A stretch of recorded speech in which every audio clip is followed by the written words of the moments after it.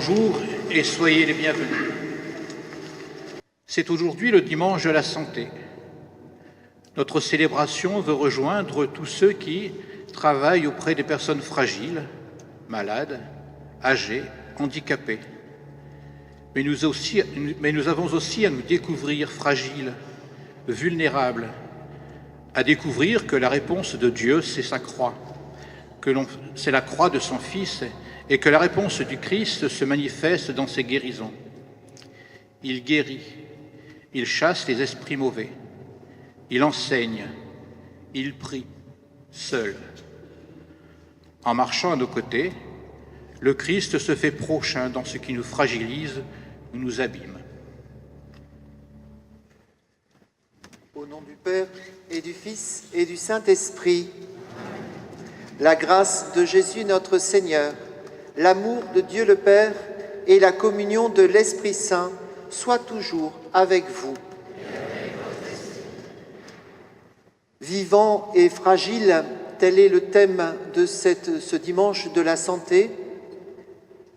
Puissions-nous rendre grâce pour tous ces signes de vie qui sont présents autour de nous, ces gestes d'amour vécus.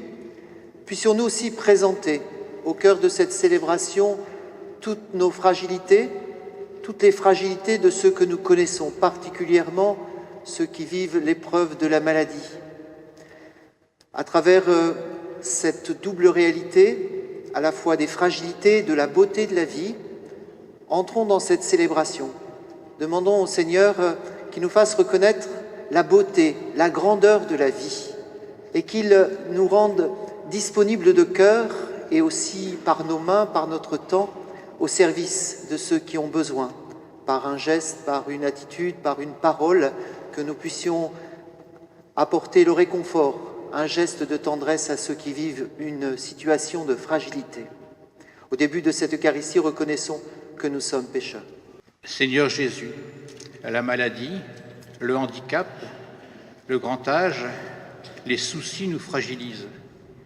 Ils peuvent nous rendre exigeants, égoïstes, aigris. Nous aimerions tellement maîtriser toute notre vie. Pardon pour tous ceux qui, en nous séparant des autres, nous séparent de toi.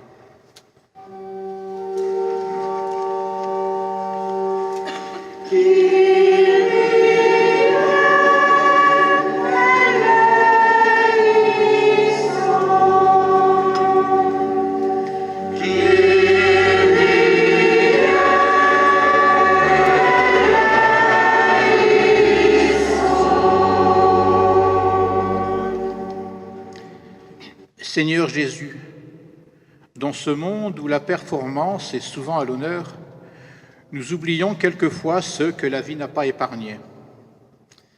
Pardon pour nos manques de compassion envers nos frères.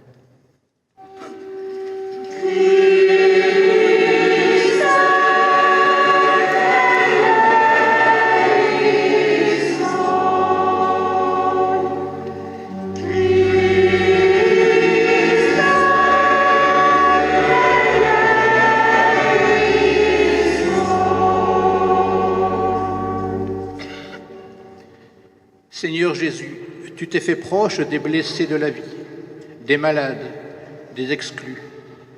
Tu es venu rejoindre ce qu'il y a de plus fragile et de plus vulnérable en nous. Pardon de toujours préférer compter sur nous plutôt que sur toi.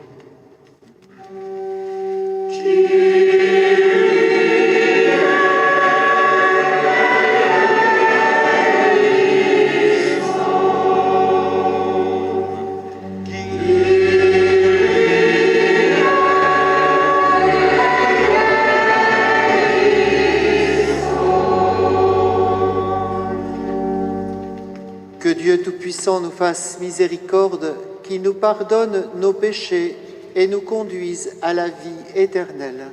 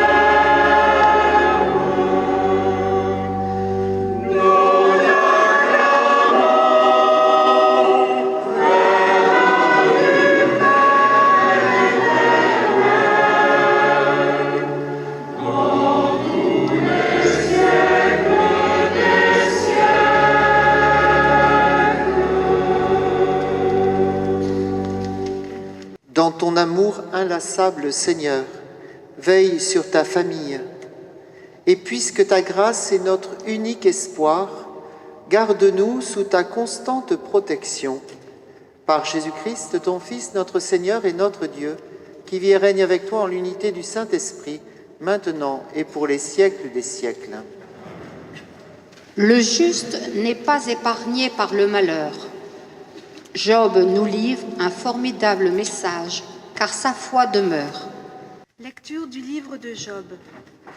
Job prit la parole et dit : Vraiment, la vie de l'homme sur la terre est une corvée. Il fait des journées de manœuvre. Comme l'esclave qui désire un peu d'ombre, comme le manœuvre qui attend sa paye, depuis des mois, je n'ai en partage que le néant. Je ne compte que des nuits de souffrance. À peine couché, je me dis : quand pourrais-je me lever ? Le soir n'en finit pas. Je suis envahie de cauchemars jusqu'à l'aube. Mes jours sont plus rapides que la navette du tisserand. Ils s'achèvent, faute de fil. Souviens-toi, Seigneur, ma vie n'est qu'un souffle. Mes yeux ne verront plus le bonheur. Parole du Seigneur.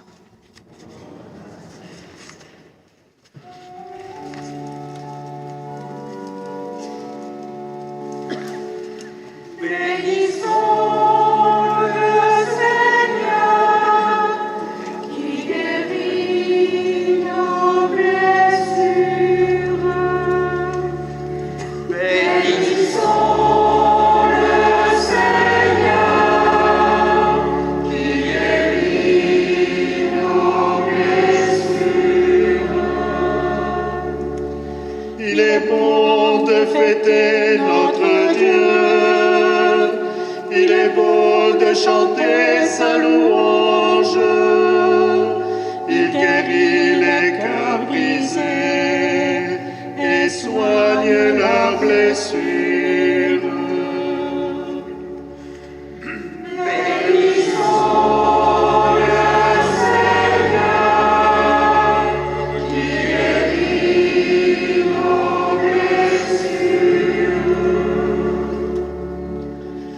Il compte le nombre des étoiles, il donne à chacune un nom. Il est grand, il est fort, notre Maître, nul n'a mesuré son intelligence.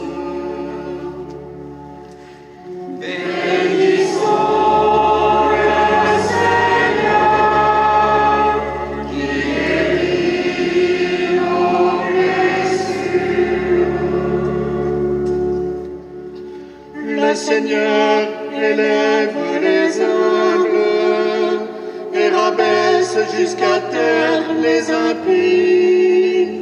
Entonnez pour le Seigneur l'action de grâce, jouez pour notre Dieu sur la cithare.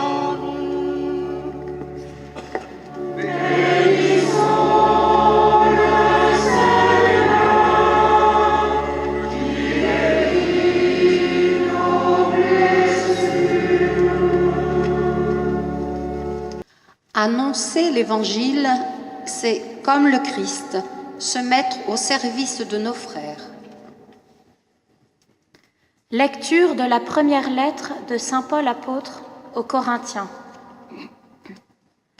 Frères, annoncer l'Évangile, ce n'est pas là pour moi un motif de fierté. C'est une nécessité qui s'impose à moi. Malheur à moi si je n'annonçais pas l'Évangile. Certes, si je le fais de moi-même, je mérite une récompense.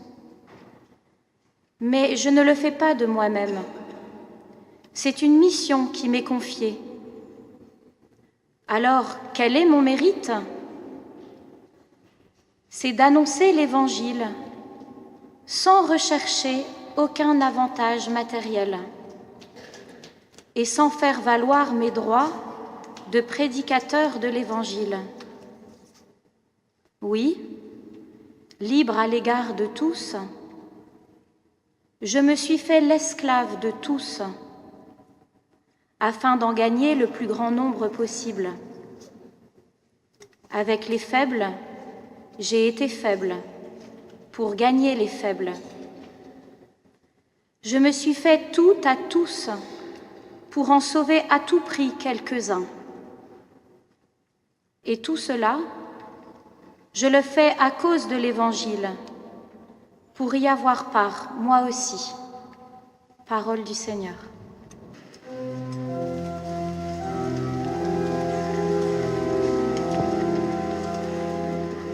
Alléluia, Alléluia, Jésus-Christ, reflet du Père. Alléluia, Alléluia, Fils de Dieu, tu nous éclaires. Alléluia, Alléluia, Jésus-Christ, reflet du Père. Alléluia, Alléluia, Fils de Dieu, tu nous éclaires. Le Christ a pris nos souffrances, il a porté nos maladies. Alléluia, Alléluia, Jésus-Christ, reflet du Père. Alléluia, Alléluia, Fils de Dieu, tu nous éclaires. Le Seigneur soit avec vous. Et avec votre esprit. Évangile de Jésus-Christ, selon saint Marc.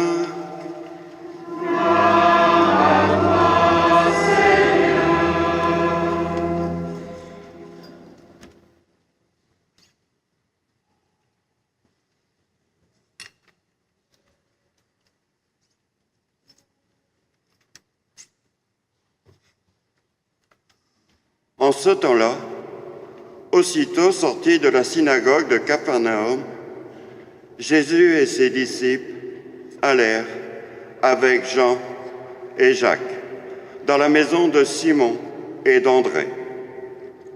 Or, la belle-mère de Simon était au lit. Elle avait de la fièvre. Aussitôt, on parla à Jésus de la malade. Jésus s'approcha, la saisit par la main et la fit lever. La fièvre la quitta et elle les servait.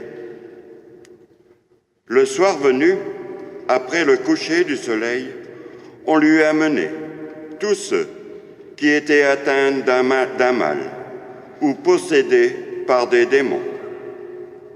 La ville entière se présentait à la porte.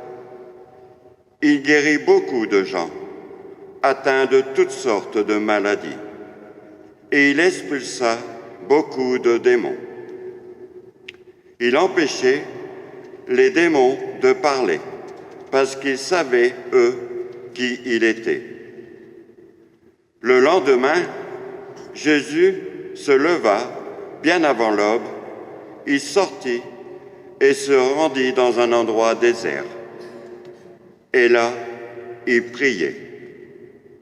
Simon et ceux qui étaient avec lui partirent à sa recherche et ils le trouvèrent. Ils lui dirent : « Tout le monde te cherche. » Jésus leur dit : « Allons ailleurs, dans les villages voisins, afin que là aussi je proclame l'Évangile, car c'est pour cela que je suis sorti. » Et il parcourut toute la Galilée, proclamant l'Évangile dans les synagogues et expulsant les démons. Acclamons la parole de Dieu.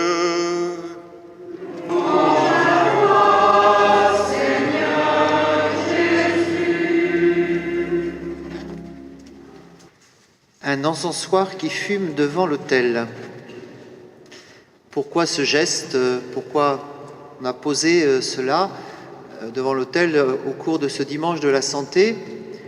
L'une des raisons, c'est que il y a comme un charbon ardent qui est présent dans l'encensoir, mais les servants, en approchant au début dans la procession d'entrée, ont mis des grains sur ces charbons et la fumée s'est élevée.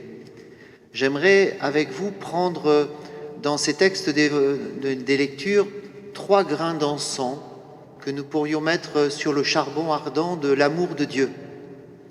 Le premier grain d'encens que nous pourrions prendre, c'est celui que nous invite à regarder Job. Job vit une situation de souffrance, d'injustice, et il déplore son existence. Ce cri de Job, il résonne encore aujourd'hui au cœur des hôpitaux, au cœur des maisons pour les personnes âgées. Mais pourquoi toute cette souffrance? Pourquoi je souffre? Pourquoi cette existence? Et ces paroles qui sont dites, la parole de Dieu, la Bible, les met sur la bouche de Job.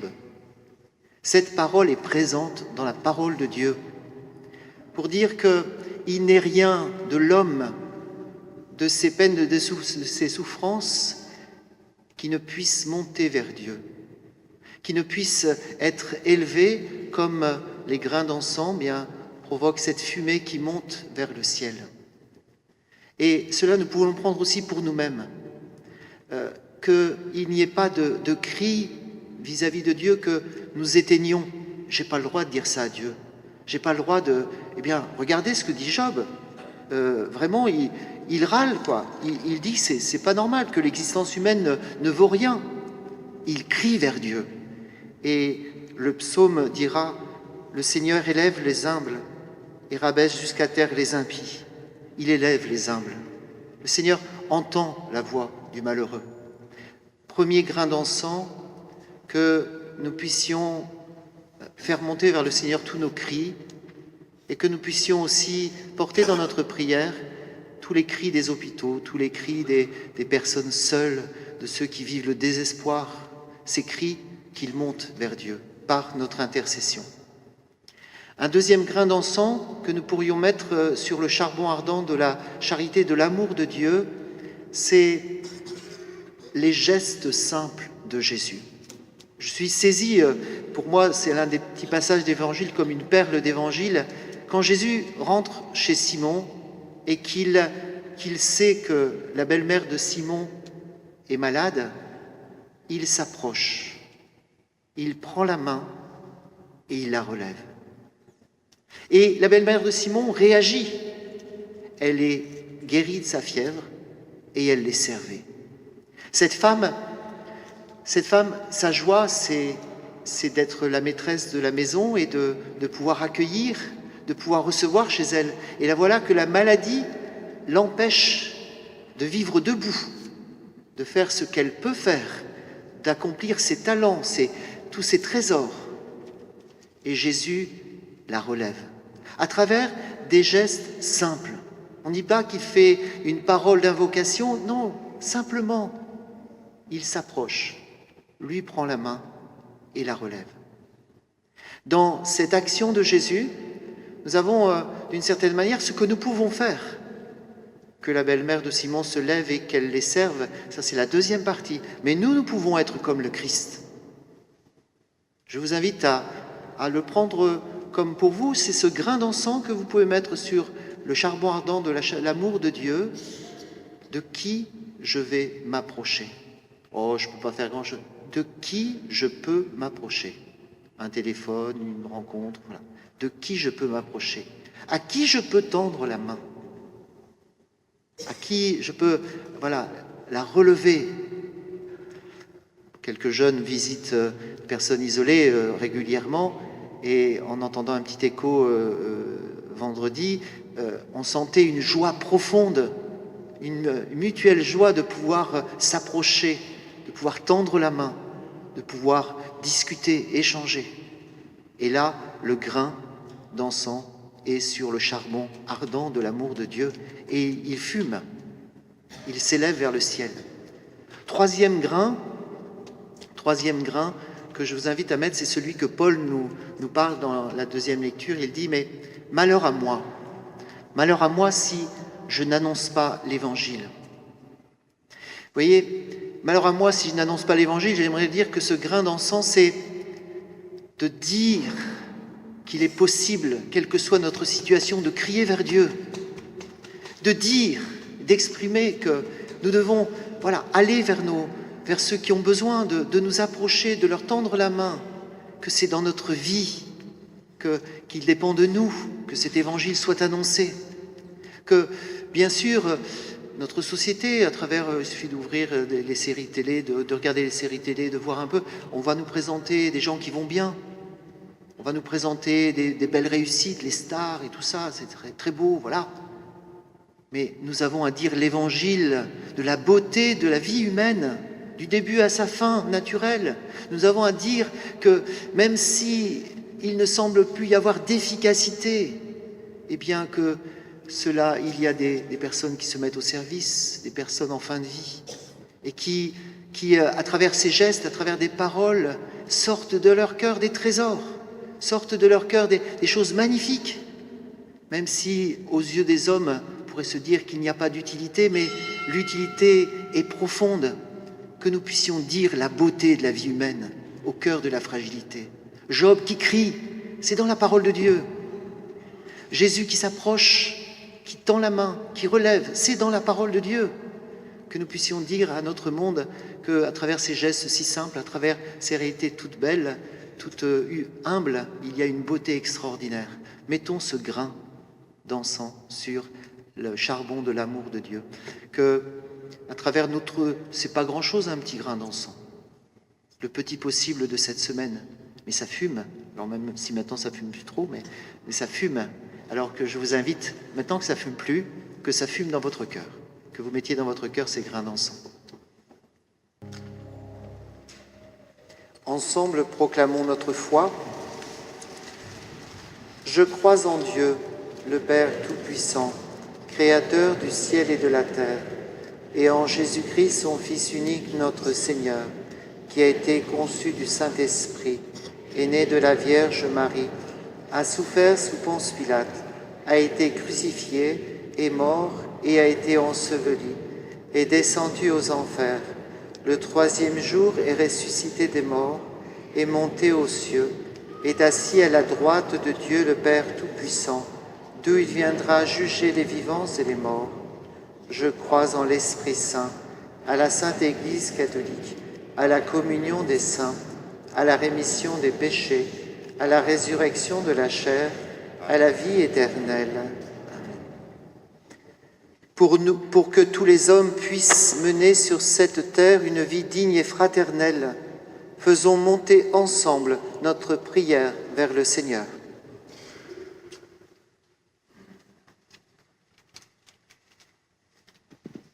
Avec tous ceux qui se retrouvent seuls au fond de la maladie, ou ceux qui, du lit au fauteuil, puis du lit au lit, s'épuisent à mesurer la longueur des heures. Seigneur, nous te prions. Ô Seigneur, guéris-nous. Ô Seigneur, sauve-nous. Donne-nous la paix. Ô Seigneur, guéris-nous. Ô Seigneur, sauve-nous. Donne-nous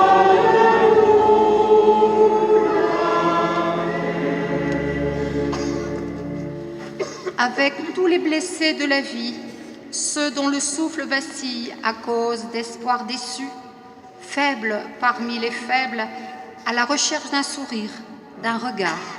Seigneur, nous te prions.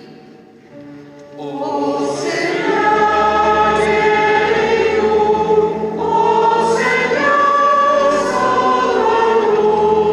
Donne-nous la Avec tous les soignants qui se relaient jour et nuit, avec ceux qui visitent, mains ouvertes, oreilles attentives, porteurs de réconfort, Seigneur, nous te prions. Ô Seigneur, guéris-nous. Ô Seigneur, sauve-nous. Donne-nous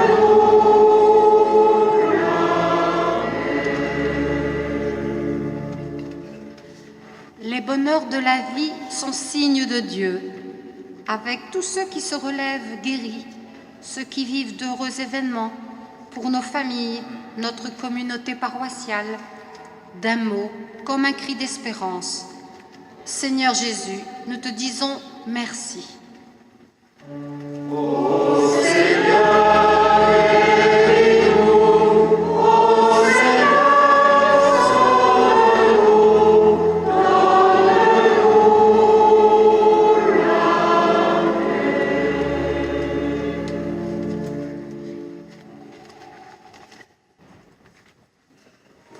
Regarde avec bonté, Seigneur, le peuple qui se confie en ta miséricorde, et comme il ne peut subsister sans toi, soutiens-le maintenant de tes bienfaits, pour qu'il progresse jusqu'à l'éternité. Par Jésus, le Christ, notre Seigneur.